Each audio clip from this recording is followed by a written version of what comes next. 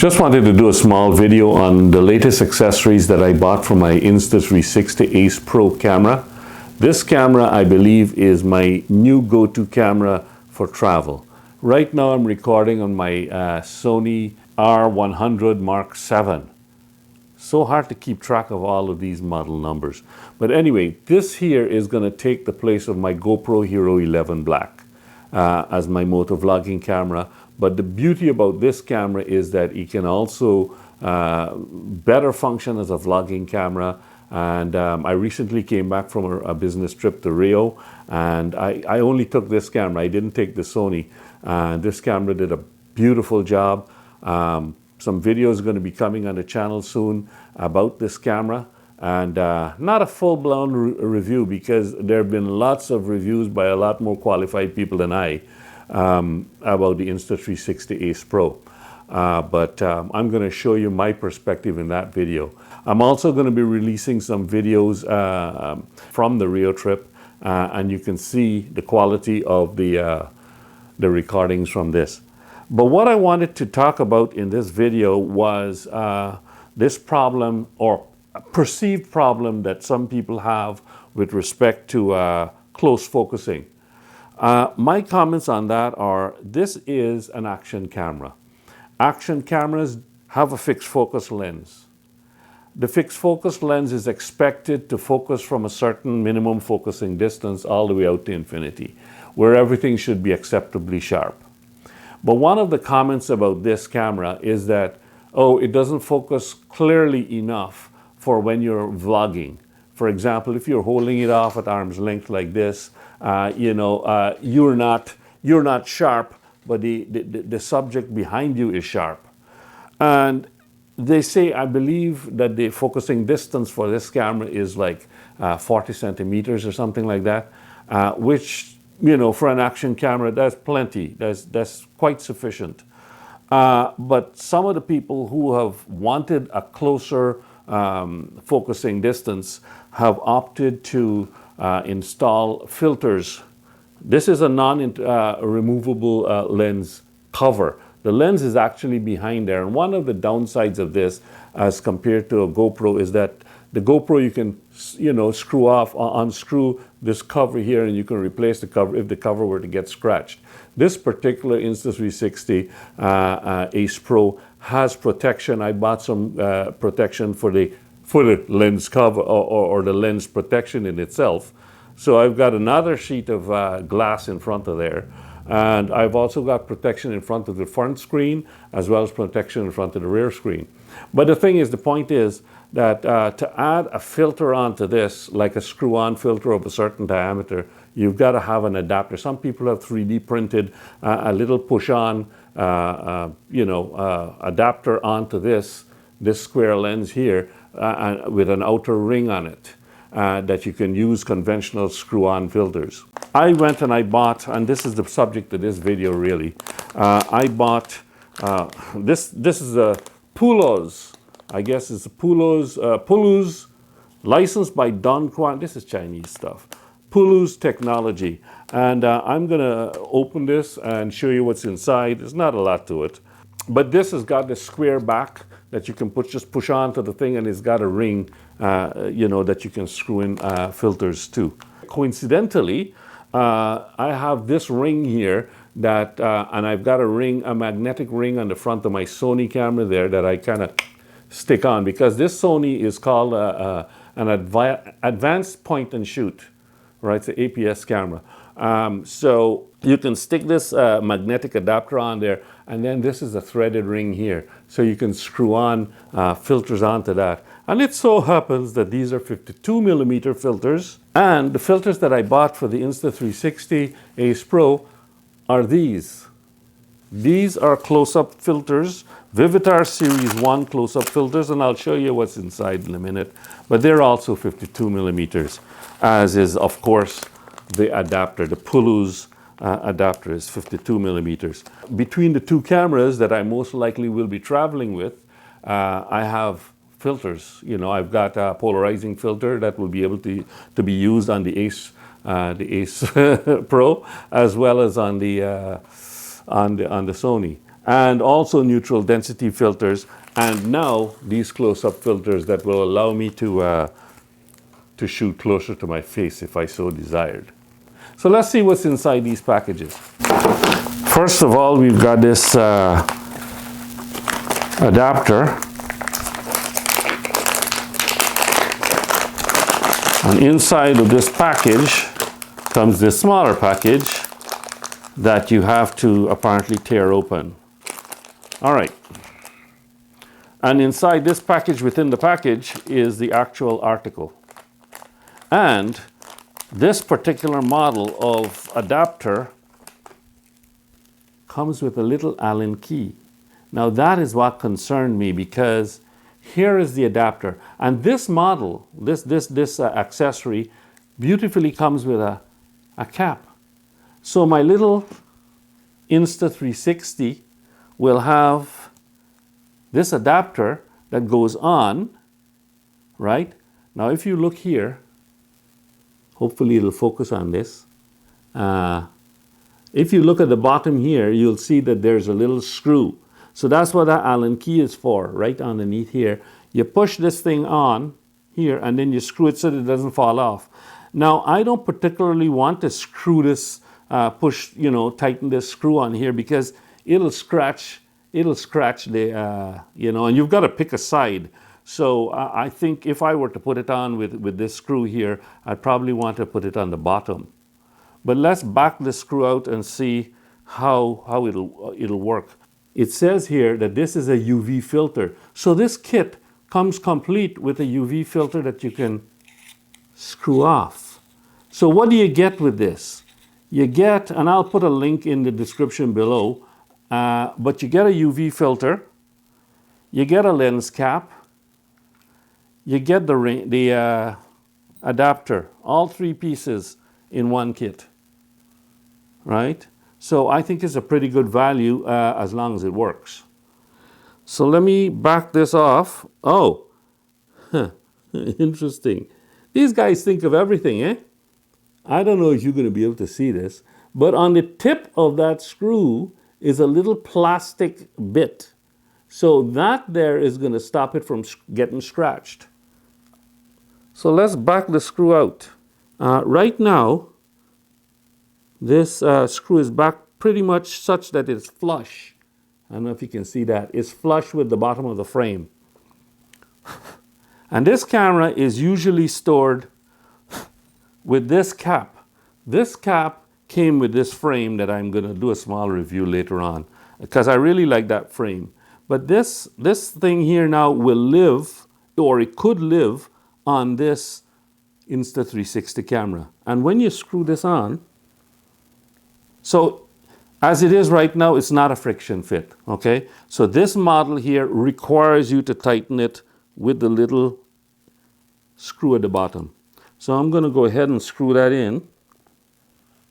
And it's a very delicate screw, so, okay, you can't put a lot of torque on this Allen key. Okay. That's as much as I dare to put on right now. And it's on there pretty good. So now I can put this as a kind of a protective ring, or another layer of protection on my lens. And this is how it looks. Now the question I had, and this is how it looks with the cover. So it kind of looks darky for a GoPro style action camera. Look at that. But it opens up a whole new world of filters. And then there's the UV, so it's additional protection. My concern was the vignetting that could happen. And I'm gonna, take a little test video with this thing to show you exactly the vignetting that might happen with this. Let me just turn it on for a second here. Obviously, I'm gonna have to record some video to show you the vignetting, but I'm looking at it right now. The camera is on, and at this, okay, maybe you can see. At this, this is this is action. Okay, so action view is the widest. Ultra is a little bit narrower, and Dewarp is linear, right? And now, because this is the latest firmware from Insta360 just released, there's this 45-degree horizon lock and 360-degree horizon lock.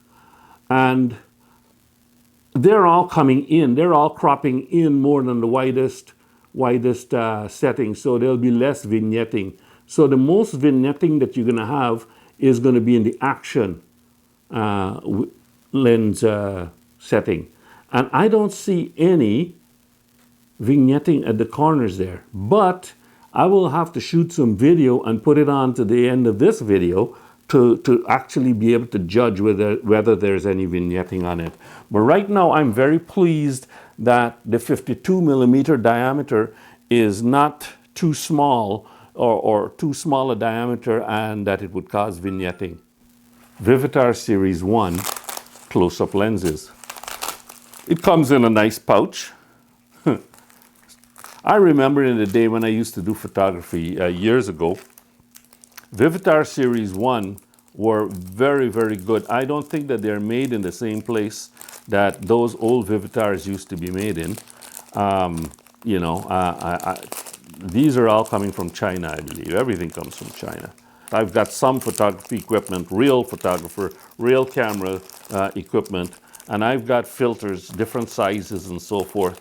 And, you know, other than a couple of regular size or mainstream sizes, I hardly use filters. I just use the, you know, the UV for protection and basically a polarizer if I need it. But other than that, I shoot naked. So four diopters here. This one is a +1. Hopefully you can see that, +1. This one here is +2. This one +4. And this one +10. So 1, 2, 4, 10. And from what the reviews were saying, you know, +4 was the one to go with. Now I wouldn't stack these because the more filters you put on, the farther out the stack extends and you can get the vignetting problem. So what I'll do is take that off and maybe put on a +4 because other people have said the +4 is the lens to go with. And let's see if we can see any difference to the vignetting. Yes, it's still an action and there's no vignetting on that setting. So the others, being a narrower field of view, would be even less vignetting. So it looks good for there. So what I'm going to do now is switch to this camera, and then we will try and assess the level of sharpness. Now this camera is set to, let's see, oops. This is a brilliant camera, I tell you, honest to God. Matrix, medium, there we go. That's the sharpness. So if you listen to photographers, they don't want you to have too much sharpening done in the camera. And a lot of them settle on medium, right? There's low, medium, high, and highest. So the camera itself has 4 levels of sharpness. And these people who are complaining about sharpness when you're vlogging at arm's length, they're not even, I don't think they're even cranking up the sharpness inside the camera. But they're basing what they're saying on, you know, the medium setting maybe, and saying that the focal length is too short, right? So one of the other benefits also of using the diopter is that you get some bokeh. You know, it throws the background into, you know, makes it blurry. So it gives you a nice little bokeh effect. So we'll see how that looks. But I mean, I've got it set on medium, and I've got it set on the widest setting here, the action setting, and I'll switch to this camera and see what the view is like. Look at that difference. What do you think? Now this camera is, I don't know, it's probably 40 centimeters away. It's about, I'm trying to guess, it's 2 feet away from my face. and you can see how an action camera has a wider field of view. That Sony, I believe, is, I'll have to put the exact focal length on it, but I think it's 24 to 200, if I'm not mistaken. This one here is got a larger or a wider field of view, and right now it's, like I said, probably, I've got a ruler here. Yes, I'm looking at 2 feet away. We'll see how close we can go with this +4 diopter close focusing lens, okay? I'm gonna bring it more or less to arm's length, to where people will vlog. Okay, so you get some distortion. Let me turn and face the light. So you get a bit of distortion on my face, so I'm kind of looking a little distorted. I'm gonna change the angle of view to get a more linear look to this right now. Good, here we are. This is the Dewarp setting. So this is more or less linear. Now the whole idea of this video is to see the sharpness and if there's any bokeh with this +4 diopter lens. The lens, or the front of the lens there, is probably 1 foot away from my face right now. And I never ever vlog this close. I would probably hold it off at this distance. This is at a bent arm's length, and I don't know what the filtering is like, but just to speak to the close focusing issue, take my glasses off so you can see my eyes. I don't know how the focus is at this distance, but this is 1 foot away. 1 foot is, so it's shorter than the standard focal length for this lens.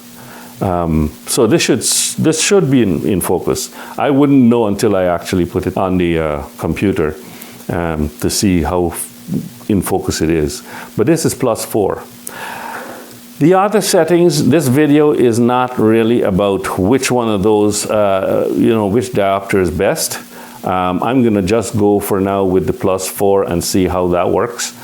For me, it wasn't a real problem before, because even when I shot without any close focusing, any diopters, close focusing lenses, I had no criticism of the output. These things were not very expensive, and I picked it up just in case I wanted to focus a little bit closer with my action camera, which is purpose-built for focusing far away, and for taking shots of scenery that is far away, not for doing this. But the thing about that I like about the Ace Pro is that it is such a versatile camera. Like right now, I am looking at the flip-up screen. It has a flip-up screen, so the rear screen is a large flip-up screen that is facing forward now, and I can see myself very well on it. And as a result, it lends itself well to vlogging. But the thing is, because of the form factor, it lends itself well also for action cameras, underwater photography, and I expect excellent results from this thing here. But yeah, those are the accessories I wanted to share with you today. The Vivitar Series 1 set of 4 diopter close-up lenses, +1, +2, +4, and +10. And also this excellent adapter to allow me to use my 52mm filters, be it polarizing filter or UV filter or the close-up diopter close-up lenses. Yeah, I can use that with my camera. And I don't see any vignetting on this linear one. When I started with this camera, I didn't notice any vignetting either, and that was on the widest angle setting. So yeah. Now I'm holding it off more or less at arm's length. This would be typical vlogging distance with the linear setting, and I think that's pretty darn good. I mean, there will be a lot of background here, if vlogging even with the linear setting of the lens. So quite acceptable for me. That's all for this video.